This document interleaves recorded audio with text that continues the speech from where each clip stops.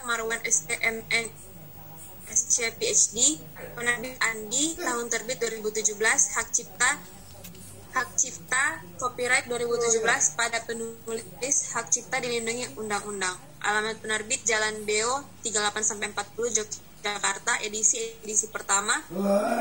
Nomor ISBN 9789792960303. Jumlah halaman angka Romawi 12 halaman. Jumlah halaman berdasarkan angka 272 halaman. Berat buku 100 gram atau 0,1 kg. Luas buku 20 cm kali 15 cm. Tebal buku 1 cm.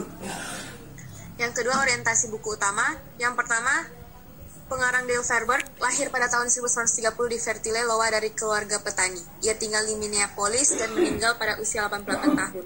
Dale meraih gelar PhD untuk matematika di University of Minnesota pada tahun 1959. Beliau menjadi guru dan menghabiskan karirnya di Universitas Hamline.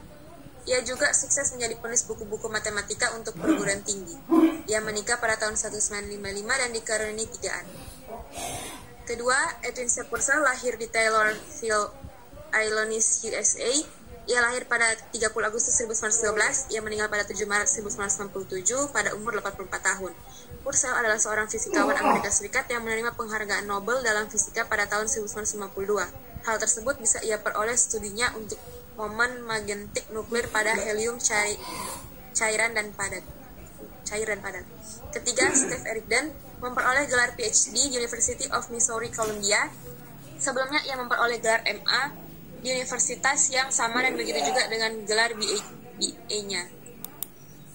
Buku ini berfokus pada konsep-konsep paling penting mengenai kalkulus. Bahkan buku ini sudah menjadi buku wajib di sebagian besar perguruan tinggi Indonesia. Buku ini juga dipilih karena berhasil meringkas konsep kalkulus dengan sangat baik tanpa mengabaikan keseluruhan materinya. Isinya akurat dan tidak berlebihan, yang membuat buku ini menarik karena menggunakan aplikasi siswa yang ingin mempunyai pembahasan tempat dan ringkas. Orientasi buku pembanding. Buku ini berisi pemaparan lengkap tentang MATLAB dan beberapa contoh aplikasinya baik dalam dunia pendidikan, usaha maupun industri. Untuk memudahkan pembacanya dalam memahami materi ini, penulis juga menyajikan contoh soal untuk dijawab. Pada dasarnya, buku ini bisa dijadikan pegangan untuk semua kalangan, baik bagi mereka yang masih ada dalam perguruan tinggi, maupun mereka yang telah menyelesaikannya dan sementara berkutat dalam dunia pendidikan.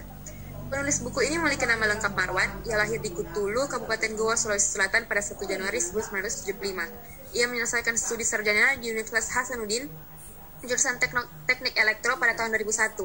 Tahun 2006, ia memperoleh gelar magisternya di Queensland University, Australia. Ia kemudian memperoleh gelar PhD di universitas yang sama pada tahun 2013. Penulis pernah mendapatkan penghargaan sebagai Top Postgraduate Student for Publication di University of Queensland, Australia pada tahun 2010.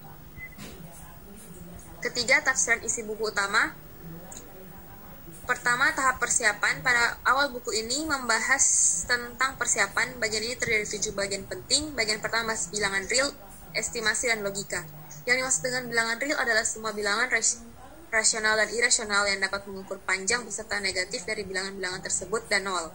Sedangkan estimasi adalah perkiraan hasil yang dihitung pada kalkulus. Kita dituntut untuk tahu bagaimana melakukan estimasi di luar kepala.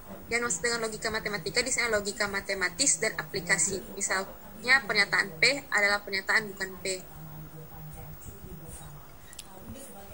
Bagian kedua membahas pertidaksamaan dan nilai mutlak. Apabila menyelesaikan persamaan adalah tugas selasing dari matematika, maka sekarang kita diharapkan dengan menyelesaikan suatu pertidaksamaan. Menyelesaikan pertidaksamaan adalah mencari suatu himpunan bilangan real yang membuat pertidaksamaan tersebut berlaku.